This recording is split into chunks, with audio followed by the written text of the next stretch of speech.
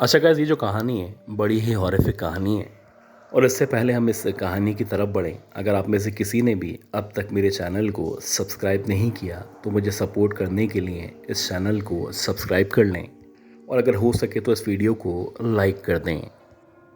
यह कहानी इरफान साहब की कहानी है और ये उस दौर की कहानी है जब ये बताते हैं कि मैं महज 13 या 14 साल का था। और अक्सर ऐसा होता था कि मैं लाहौर से अंदरूनी पंजाब या पंजाब के अंदर अपनी दादी के घर गांव में जाया करता था।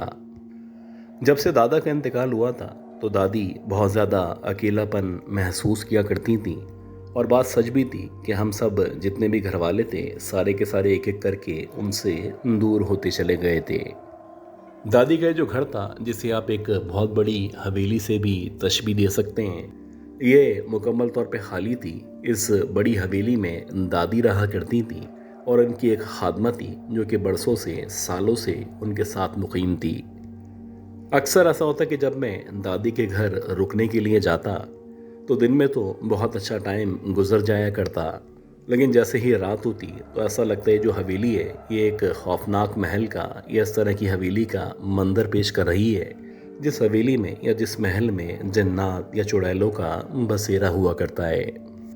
खैर, किस्सा मुख्तसर, एक दफ़ा ऐसा हुआ कि मैं अपनी दादी के घर रुकने गया हुआ था और मेरी कोशिश होती थी कि रात के वक्त में ख़ास तौर पे मगरिब के बाद दादी के साथ साथ रहूं। लेकिन इत्तेफाक की बात है कि उस रात, जिस रात ये वाक़या मेरे साथ पेश आया, दादी थक जाने की वजह से बहुत जल्दी सो चुकी थी।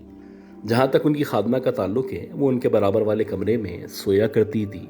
खैर, मैं उठा हुआ था और मुसलसल करबटें बदल रहा था। इसी दौरानी में जबकि रात के तकरीबन 2 सवा 2 बजे का टाइम होगा, मुझे एकदम से महसूस हुआ ये जो बैक साइड वाला हिस्सा है, जिसे आप गैलरी भी कह सकते हैं, इस तरफ से एक धीमी धीमी सी बातें करने की आवाज़ आना शुरू हुई। पहले पहर ऐसा लगा जैसे कोई पीछे की तरफ मौजूद है और शायद किसी हॉट टॉपिक पे या किसी ख़ास मौजू पे गुफ्तगू कर रहा है। लेकिन जैसे जैसे टाइम गुजरा, अब मुझे महसूस हो रहा था कि ये गुफ्तगू नहीं है। ऐसा लग रहा था जैसे कोई औरत जिसकी बहुत ही सुरीली आवाज़ है, मुसलसल कोई गाना, शायद कोई इंडियन गाना था, उसको गुनगुनाती जा रही है। बज़ाहिर ऐसा लग रहा था जैसे कोई बहुत ही पुराना, बहुत ही क्लासिक गाना है जिसको मुसलसल गुनगुनाया जा रहा है और इतनी खूबी के साथ इसके अशार को मुकम्मल किया जा रहा है कि ऐसा लग रहा है कि इस आवाज़ में, इस गाने को या इस शायरी को 4 चांद लग चुके हों। अब जैसे जैसे टाइम गुजर रहा था और ये जो आवाज़ थी मुसलसल बढ़ती चली जा रही थी, तो एक दिल कह रहा था कि मैं खड़ा हूँ, खड़ा होने के बाद जाऊँ, जाके देखूँ आखिर कौन है जो इतनी रात में गाने गा रहा है। जबकि अगर आप दूसरी तरफ की बात करें तो मुझे डर भी लग रहा था। लेकिन ये जो आवाज़ थी ये इस कदर पुरकशिश थी, इस कदर सेहर अंगेज़ थी कि लाख कोशिश के बावजूद मैंने आहिस्ता आहिस्ता करके नानी के कमरे का दरवाज़ा खोला और मेरे हाथ में जो एक लालटेन या इस तरह की रोशनी मौजूद थी उसको लेके मैं पीछे की तरफ चलता चला गया। अब जैसे जैसे मैं उस गैलरी नुमा हिस्से की तरफ बढ़ता चला जा रहा था, मुझे एक अजीब सी संदल की सी खुशबू का एहसास हो रहा था और ऐसा लग रहा था जैसे कोई बहुत ही बड़ी महफिल है जो इस बैक साइड वाले हिस्से में जारी व सारी है। शायद कोई बहुत बड़ी सिंगर है जो यहाँ पे आई हुई है और इसको लोग फरमाइश करने के बाद मुख्तलिफ गाने सुनाने का कहते जा रहे हैं। बहरहाल, किस्सा मुख्तसर, जैसे ही मैं गैलरी के करीब पहुंचा और मैंने जब टर्न लेके गैलरी की तरफ देखना शुरू किया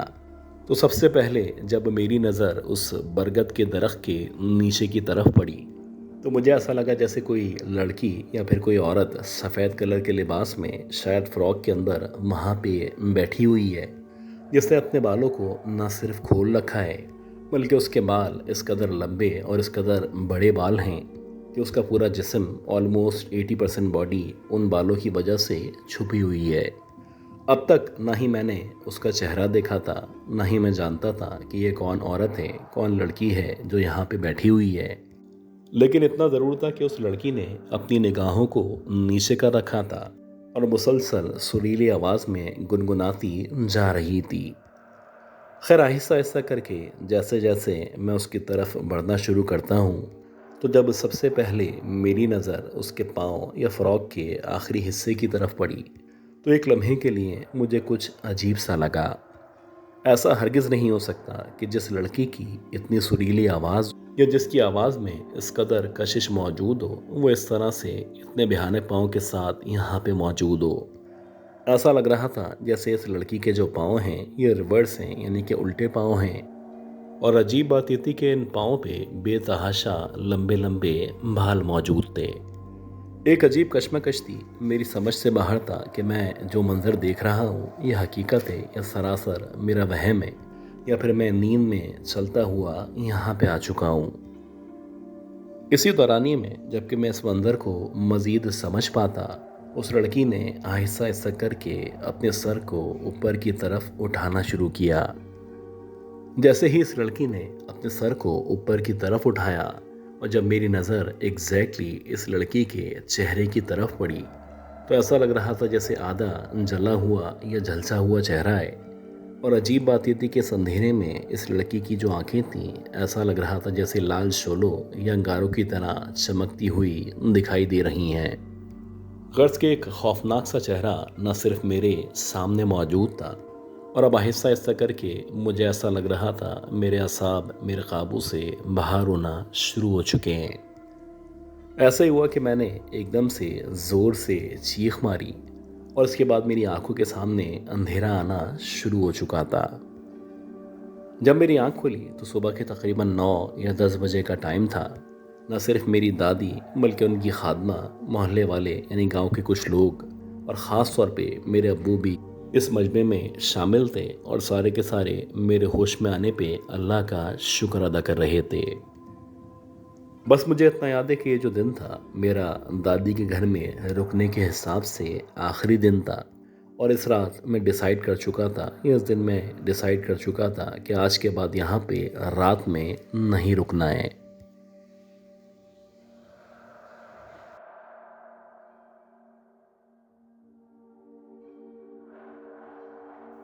आज की ये जो स्टोरी मैं आपके साथ शेयर करने वाला हूँ, ये स्टोरी हमें अजय साहब ने हिंदुस्तान राजस्थान से शेयर की है। ये बताते हैं कि ये पिछले तकरीबन 19 या 20 सालों से हिंदुस्तान के एक सिक्योरिटी इदारे में न सिर्फ जॉब किया करते हैं, बल्कि अब ये इस कदर बड़ी पोजीशन पे हैं कि शुरू की जो भी स्ट्रगल थी या जो भी इनका टफ टाइम था ये उसको गुजार चुके हैं। ये बताते हैं कि 2003-2004 में जब इन्होंने इस इदारे को ज्वाइन किया था,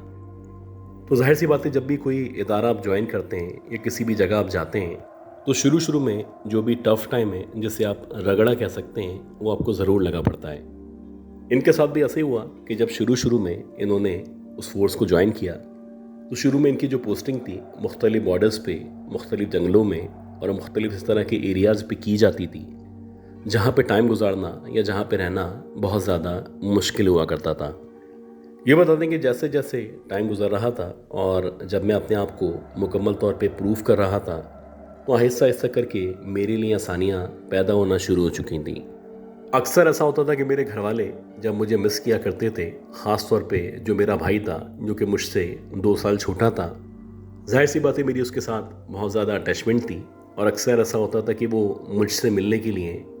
जहाँ पे भी मैं तैनात होता था या जहाँ पे भी मेरी पोस्टिंग होती थी, वहाँ पे मिलने के लिए या रुकने के लिए आ जाया करता था। वैसे ही मुझे अच्छी तरह याद है कि राजस्थान के अंदर ही बॉर्डर के करीब आप कह सकते हैं कि एक छोटा सा गांव था। उस गांव से तकरीबन 50 या 55 किलोमीटर आगे मेरी तैनाती थी, और उन्हीं दिनों मेरा भाई मुझसे जिद कर रहा था कि वो मेरे पास रुकने आना चाहता है।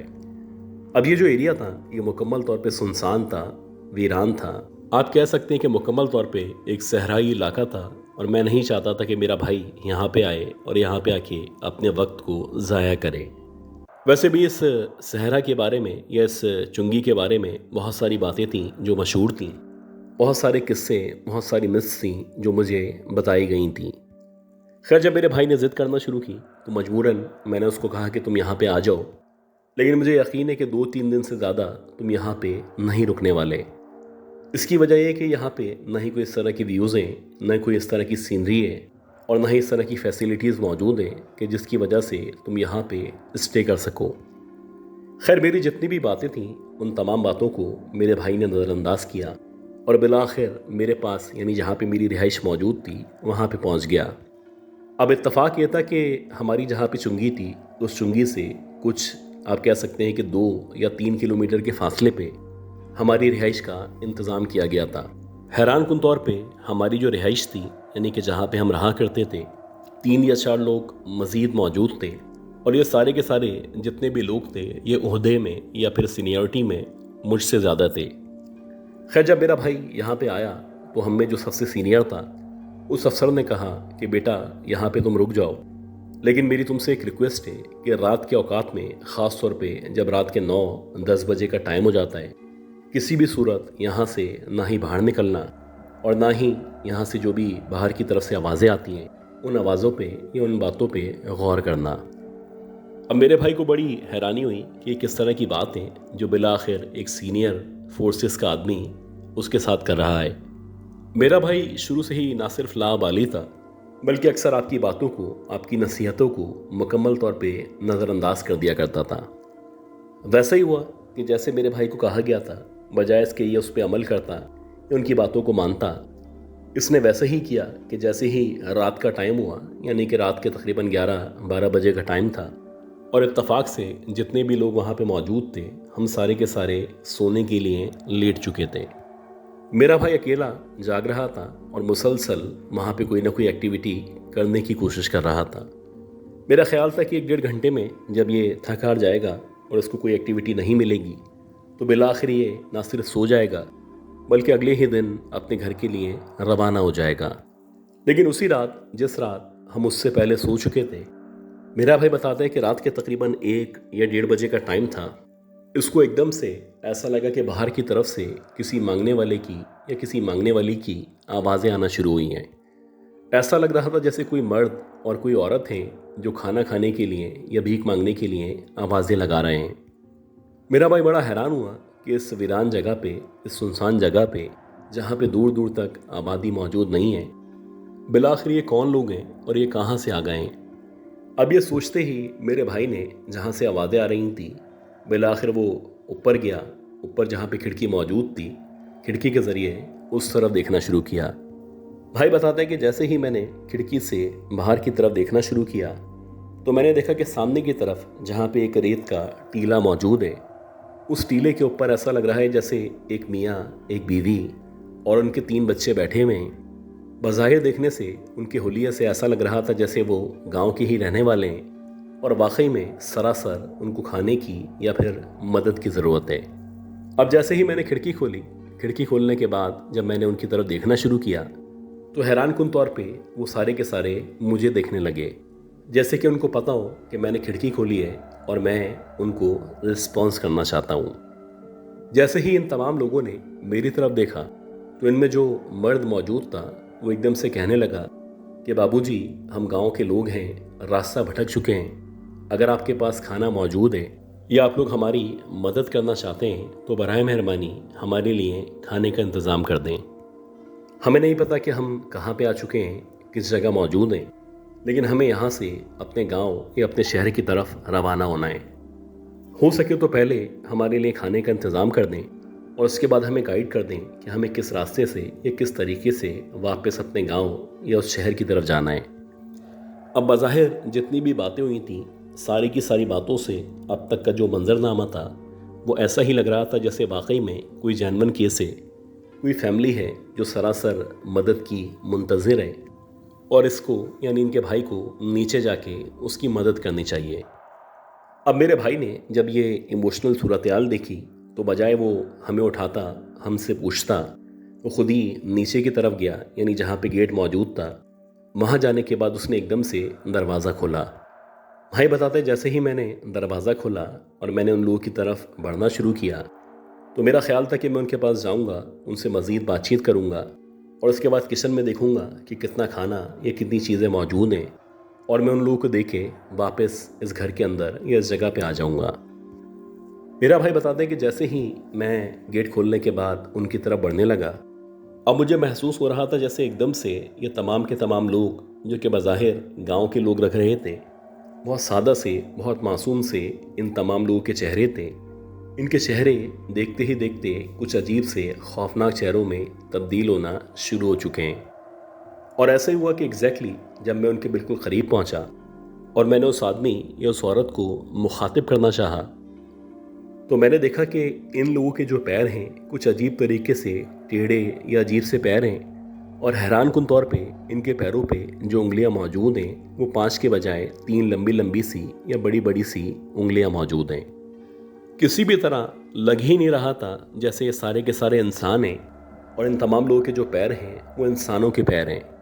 खैर, मेरा भाई बताता है कि उसको थोड़ा सा अंदाज़ा हो चुका था और इसने अंदाज़ा लगा लिया था कि अब इसके साथ कुछ ना कुछ गलत होने वाला है। इसी दौरानिए में ये जितने भी लोग थे, ये जो भी फैमिली थी, वो एकदम से खड़ी हुई, और ना सिर्फ खड़ी हुई बल्कि आहिस्ता आहिस्ता करके इस फैमिली ने मेरे भाई की तरफ बढ़ना शुरू किया। मेरा भाई बताता है कि इसी दौरानिए में देखते ही देखते मुझे ऐसा लग रहा था कि अब इन तमाम लोगों की जो आंखें हैं उनकी पुतलियां मुकम्मल तौर पे ऊपर चढ़ चुकी हैं। ऐसा लग रहा था जैसे इनकी जो भी आई बॉल्स हैं वो मुकम्मल तौर पे सफ़ेद हैं, या कुछ अजीब सी सफ़ेद सी रोशनी इनकी आंखों से निकलना शुरू हो चुकी है। मेरा भाई बताते हैं कि मुझे बस इतना याद है कि मैं पलटा हूँ और पलट के मैंने भागना शुरू किया है। जैसे ही मैं गेट के करीब पहुंचा हूं तो मैं गेट के पास पहुंच के देखते ही देखते बेहोश हो गया था। खैर, जब उसकी आंख खुली तो वो हमारे दरमियान मौजूद था और उसी दिन या उसी रात उसने वहां से वापसी का फैसला कर लिया था।